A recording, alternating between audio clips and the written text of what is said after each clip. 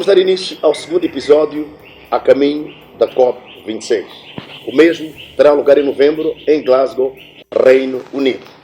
Com certeza, todos ansiosos e expectantes pela importância e oportunidade para aprofundarmos matérias ligadas ao meio ambiente.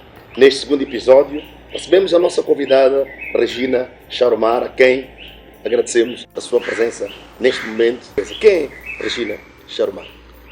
Olá Jorge, muito obrigada pelo elogio, me sinto muito honrada e é um prazer estar aqui a conversar consigo. Regina é ativista ambiental, ambientalista, professora universitária, ambientalista é médico do ambiente. Uau, médico é o médico do da ambiente. natureza, é quem cuida da natureza. Sim. Okay. E eu me sinto um pouco parte disso, desde médica, a amante da natureza, a cuidadora, a protetora, tudo que esteja à volta deste cuidado e conservação do ambiente. Regina, hoje vamos debruçar na questão da natureza, da qual tu tens o domínio, e vamos perceber. E eu coloquei aqui, com base nos resultados internacionais, há uma conclusão de que 40% da economia global depende da biodiversidade, assim como nós também dependemos dela.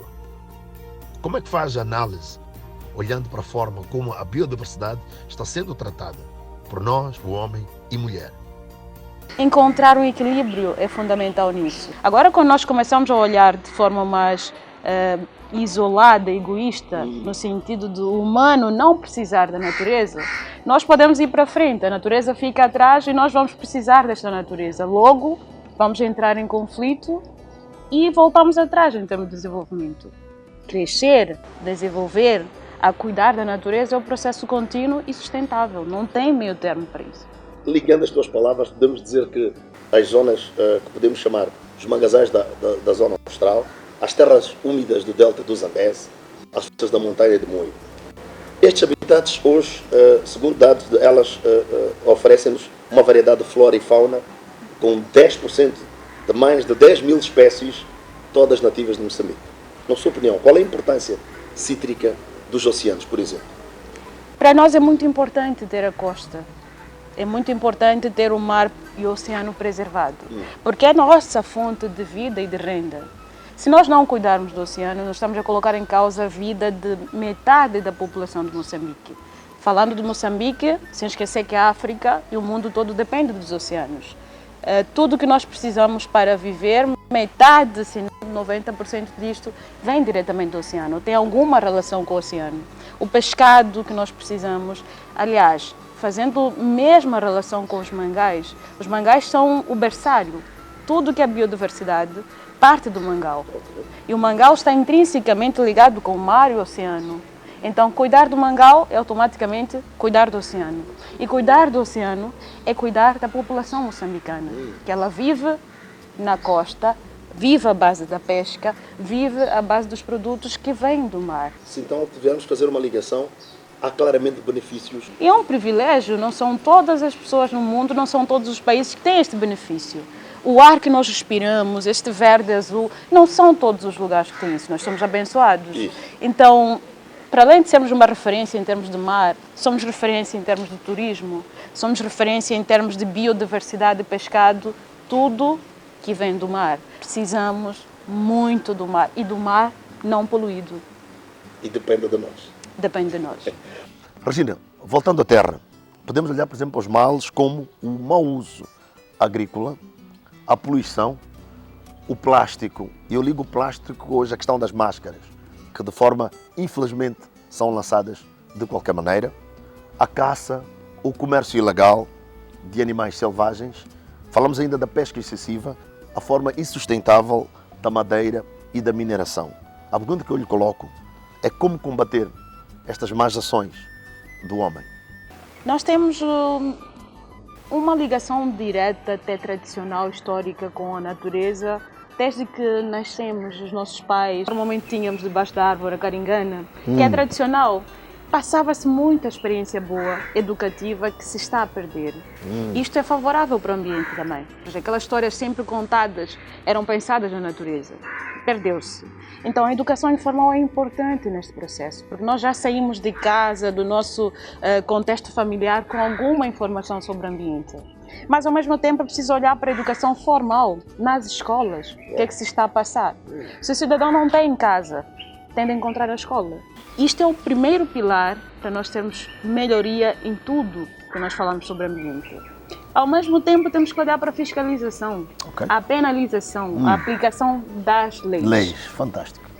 E as leis, quando nós falamos de aplicar, estamos a falar de sair da teoria para a prática. Para a prática. Estamos a falar de olhar para o nosso manancial legislativo, porque nós temos muita legislação. E rica. E rica. Rica e poderosa. E poderosa. A lei é poderosa. Agora, só é poderosa se ela for aplicada. Nós estamos a falar isso no contexto da terra, no contexto da poluição marinha e plástica. Tudo isso parte da educação. Quanto mais áreas de conservação nós tivermos, mais isto reverterá a população à volta. Se nós começarmos a olhar para estes pilares todos, desde a educação, consciencialização, aplicação das leis e penalização, nós temos todas as respostas para o nosso problema. A questão da disponibilidade financeira, não é? É sempre insuficiente para fazer face a estas questões que está aqui a levantar. Ou como é que devemos prosseguir para ter acesso a estes fundos, na sua opinião? Nós precisamos assumir o compromisso com a questão ambiental, que é a primeira coisa que nós temos que fazer agora. É olhar para o ambiente como a conservação e a preservação como prioridade. Nós vivemos dependentes dos recursos que nós temos. Se nós começarmos a assumir isto como prioridade, nós vamos começar a olhar para todo o potencial à volta deste mesmo recurso.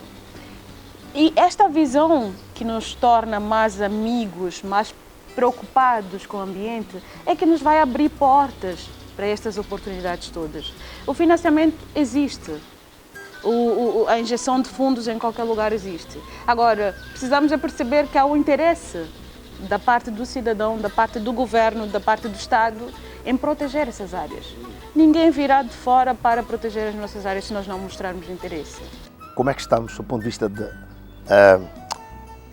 acesso financeiro? A menos de 10% se nós quisermos olhar efetivamente para o que nós precisamos de financiamentos.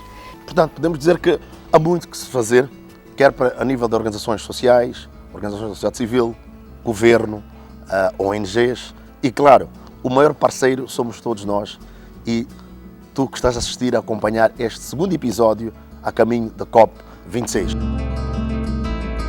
O plástico ainda faz parte do nosso dia-a-dia, mesmo com o uso reduzido. Então, eu coloco a questão, minha querida, como é que podemos chamar a atenção às pessoas e falar do impacto negativo do plástico? Eu gosto de dizer que o problema não é exatamente o plástico, é o ser humano. Somos nós. Somos nós. E a forma que nós fazemos o uso e gerimos o plástico.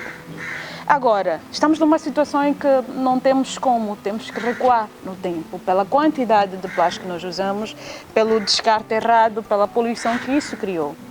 Já encontramos um problema. O primeiro passo é reduzir. Se nós voltarmos à nossa história, à nossa tradição, nós sempre usávamos os sacos de pão, por exemplo, de palha. Quando nós fôssemos à padaria, nós usávamos aquele cestinho bonito. O cestinho que a mamãe fazia da capulana. É tradicional, é tão bonito. E muito original. Muito original. Mas nós assumimos que a evolução era usar o plástico. Nesta evolução, fizemos um processo completamente errado e impensado. Agora temos que resgatar a nossa cultura, ainda bem que nós vamos resgatar a nossa cultura. Voltar ao nosso cesto bonito, ao nosso saco de compra, que é reutilizável. Menos poluição e mais saúde. Continuamos aqui a aprender com a nossa convidada para este segundo episódio a caminho da COP26. Quando falamos da promoção dos empregos verdes e azuis, afinal referimos-nos ao quê? E que cenário, de facto, hoje podemos assistir? Resgatar, por exemplo, que é biodegradável, é justamente abrir espaço para empregos verdes. Há muito a ser feito à volta do empreendedorismo à base desse plástico. Nós temos muitas mamanas, muitas senhoras que trabalham diretamente com o plástico, recolhendo o plástico, revendendo o plástico nas nossas lixeiras, por exemplo. São mães de família que cuidam de várias pessoas e é uma fonte de renda e negócios verdes são o futuro. Doutora Regina, a nossa ambientalista hoje, que mensagem gostavas de deixar e dividir para todos aqueles que nos ouvem e nos veem neste momento? Eu gostava de chamar as pessoas a agirem. Reduzir o plástico em casa, começar a optar por cestos. é meio caminho andado para todos esses problemas que nós fizemos referência. A caminho da COP26, há uma convidada que nos dá aqui uma lição e até nos faz uma viagem pelo tempo, porque afinal, o que é nosso é sempre bom. Vamos trazer este calor, colocar umas árvores, plantar, porque tu e eu somos parte da solução. Partilha este vídeo, faça desta entrevista viral nas tuas redes de amizade. Somos a solução deste planeta belo que depende